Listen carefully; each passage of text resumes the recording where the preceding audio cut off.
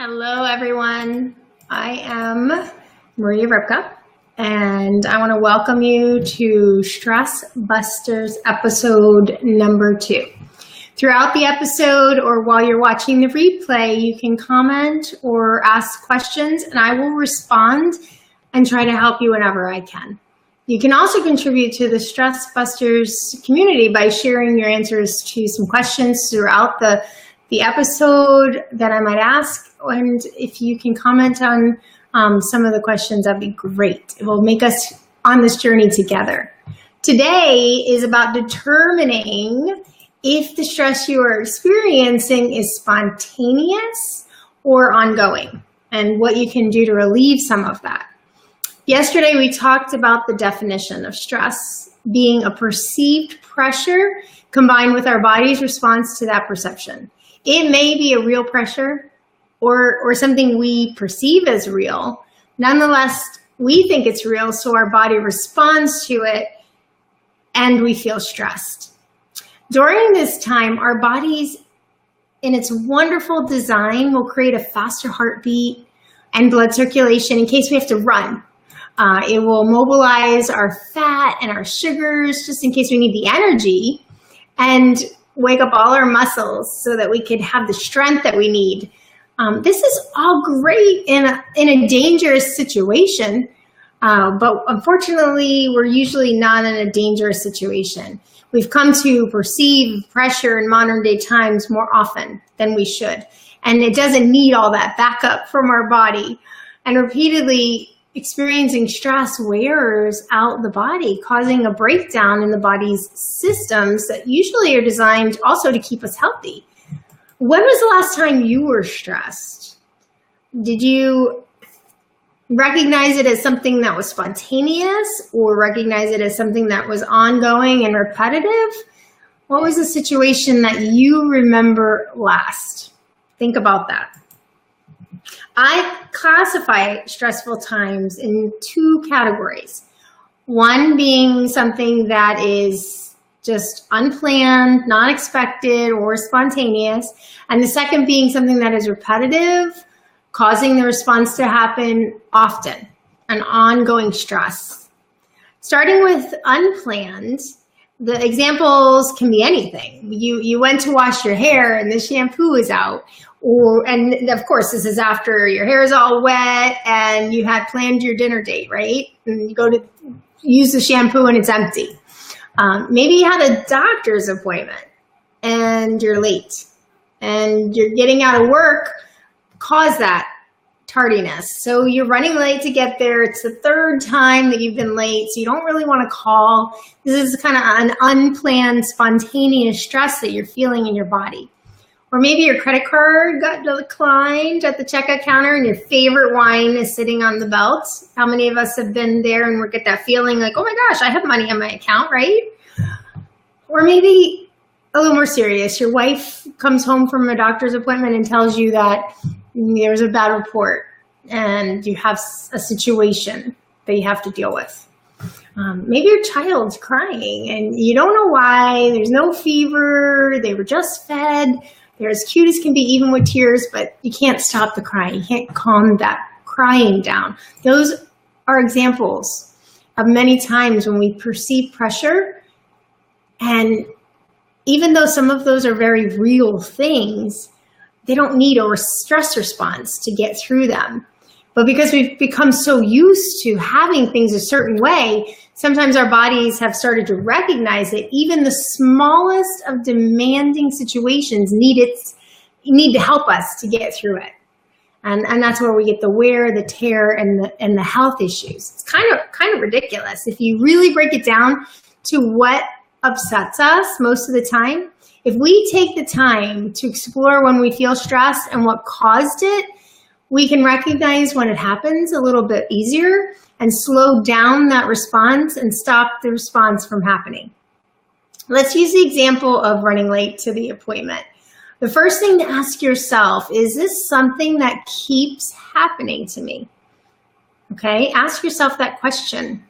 If it's not, then you have to ask if you can change the situation while it's happening.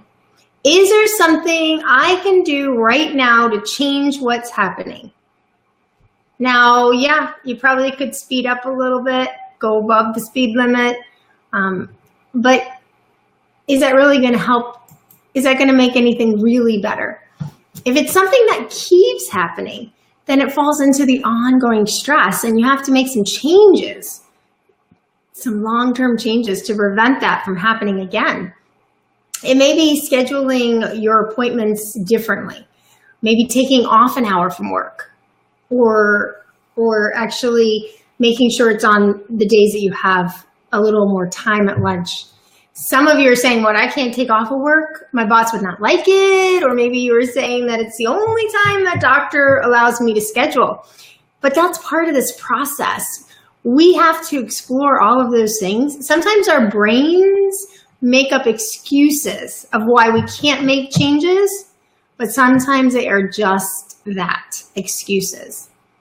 You'll find in the files section of our Facebook page a bust through sheet to help you with this. It will take you through a few stresses that you have and make you really look at them a little bit more closely to see if you can do anything to avoid them from happening, because that's the goal. We want to bust through the stress, we want to break free from it, and we want to avoid and minimize those stress hits that happen on the body. There are also what I call ongoing stresses too, that cause us to sometimes feel gloom or dread, never really pinpointing what we're experiencing. We know sometimes we feel frustration when it happens, but sometimes we just feel sad. We don't know why. This stress occurred for me over a long period of time because I had this nagging feeling that I should be doing something different. A lot of people have that feeling and get stressed by living a life they don't feel satisfied with. This can be a job or a family situation, and ignoring that feeling doesn't make it get better. It just keeps it repeating itself, or it gives you that cloud over your emotions. Yes, you can think you have accepted it and don't feel really stressed like I did, and I told that story yesterday. I didn't feel like I was stressed. I accepted that it was just a way of life, but you really, if you want to bust through stress for the long term, the long haul, you have to explore whether making a change will make a positive effect on your life. The worksheet will help you explore that as well. I can give you a simple example of my life when I kept getting aggravated in the morning. I was working, I was a work-at-home mom, and it was better than ever before. It didn't make any sense to me that I was feeling this ongoing stress. I started to dread making the lunches, making the smoothies, making Bernie's juice and lunch, emptying the dishwasher, blah, blah, blah, right? Have any of you felt that way with a repeat routine that just seems boring and all work? It was the same every morning, and I should have been appreciative. I should have been grateful that I could actually now be home, because for years I had to do all that and rush out to work. But here I was home. I had more time than ever, but I still perceived it as a pressure. And that stress response enacted every morning. I kept feeling that stress response. I could have sucked it up, but I was led to set some new assignments for everyone. I kind of worked through it, and I got this revelation that, I didn't have to do it all. That's not what was necessary to be a good mom and wife. So I reassigned Bernie to make his own lunch, and I still make his juice and his smoothie, but just taking off that one thing from my plate in the morning relieved a lot of perceived pressure. And now my mornings don't have that response. I can kind of enjoy the morning and not go through chaos. Obviously, some of the stresses we feel, sorry about that, will not be that easy to fix. But there are a lot that can be fixed, and we have to take the time to explore it. I want you tonight to print the worksheet. This is in the file section of our Facebook group. Work through your spontaneous and your ongoing stresses. Just taking the time to think through these stresses, sorry guys, so sorry, can make a big difference.